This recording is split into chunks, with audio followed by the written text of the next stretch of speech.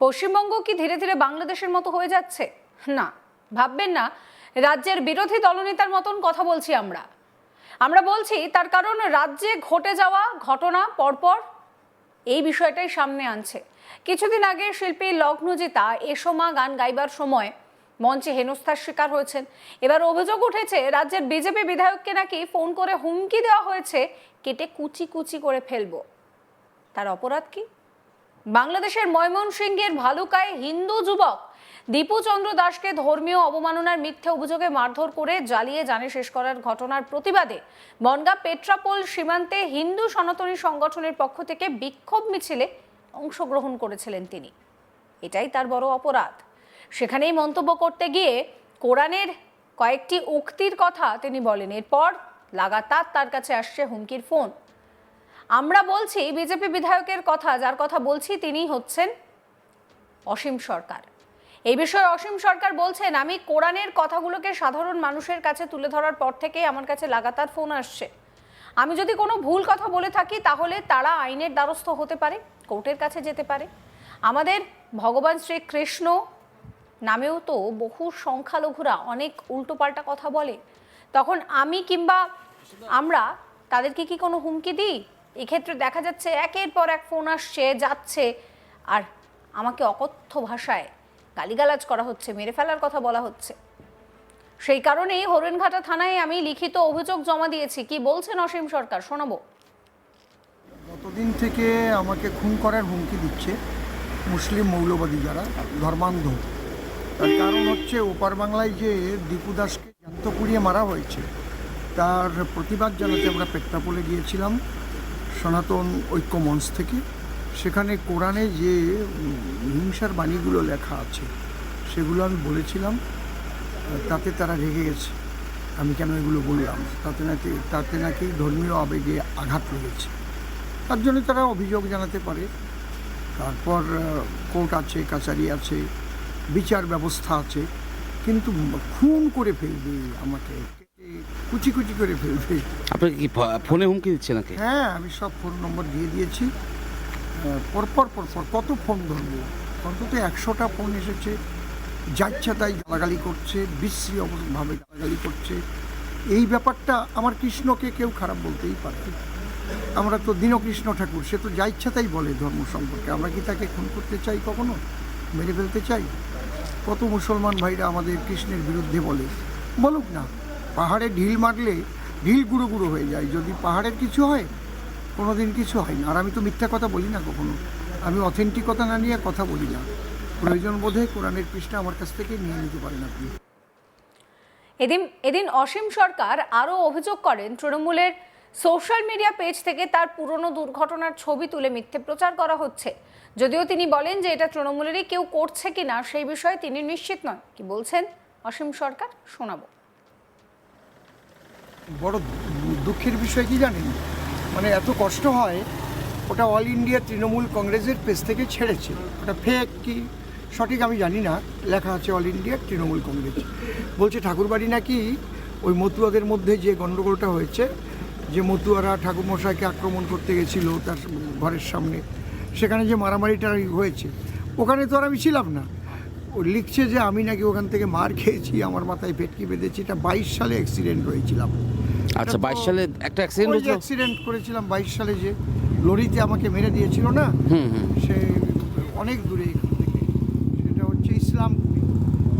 সেই ছবিটা কোথার থেকে কালেকশান করে সেই সময়ের ছবি দিয়ে বলছে আমাকে নাকি পিটিয়েছে, এইভাবে আমাকে মেরেছে। মানে আপনি সম্পূর্ণ সুস্থ আছেন? আমি তো গান করছি, সব কিছু করছি, মিটিং করছি, মিছিল করছি, আর আমাকে এইভাবে করছে। এই যে মিথ্যা ফেক নিউজ, এইগুলোতে সমাজের অনেক ক্ষতি হয়। আর আমি কখনো দেখবেন কোনো ফেক নিউজ করি না, অথেন্টিকতা ছাড়া কথা বলি না। আমি যেটা বলবো তার প্রমাণ না দেখাতে পারলে আমি সে কথা বলি না কখনো। এই নিয়ে আমার কলিগ সুরজিৎ দাস একটি রিপোর্ট দিয়েছেন, সেই রিপোর্ট রইল আপনাদের জন্য। আর কয়েক মাস বাদেই রাজ্যে আরও একটি গুরুত্বপূর্ণ নির্বাচন, বিধানসভা নির্বাচন। তার আগেই বিভিন্ন ইস্যু নিয়ে রাজ্যের দুটি প্রধান দলের মধ্যে শুরু হয়েছে রাজনৈতিক চর্চা। একদিকে সিএ, এনআরসি এবং সম্প্রতি SIR, যা নিয়ে উত্তাল হয়েছে গোটা রাজ্য রাজনীতি। এসআইআরে বহু মানুষের নাম বাদ গেছে এবং তারা সংশোধনের জন্য আবার পুনরায় তাদের হেয়ারিংয়ে ডাকা হয়েছে, যা নিয়ে শুরু হয়েছে যুযুধান দুই পক্ষের মধ্যে ঢিল ছোড়াছড়ি।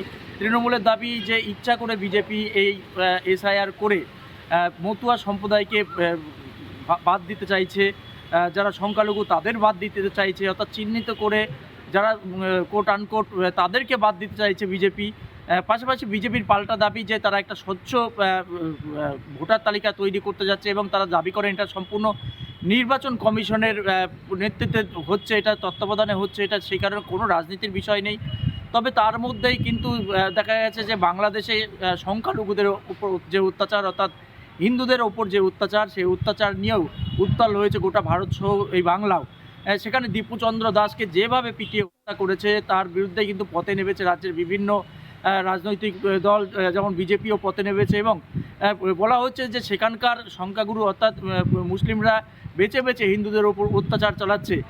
সেই কারণে কিন্তু এর আগেও দেখা গেছে বিভিন্ন বিজেপি নেতা যারা নেত্রী রয়েছেন তারা বিভিন্ন সময়ে কটাক্ষ করেছেন এই রাজ্যের শাসক দলকেও, তারা যেভাবে রাজনীতি করছে সেই রাজনীতির উপর কটাক্ষ করেছেন। ঠিক সেরকমই দেখা গেল নদিয়ার কল্যাণী হরিণঘাটার বিধানসভার বিধায়ক অসীম সরকার, তিনি মাঝে মধ্যেই হিন্দুত্ব নিয়ে বিশেষ কিছু বার্তা দেন, পাশাপাশি সংখ্যালঘুদের নিয়েও মন্তব্য করেন। ঠিক সেই রকমই দেখা গেল দিন কয়েক আগে তিনি কোরআনে যে সমস্ত উল্লেখিত অংশ রয়েছে সেই উল্লেখিত কিছু অংশ তিনি সোশ্যাল মিডিয়ায় তুলে ধরেন প্রকাশ্যে ক্যামেরার সামনে।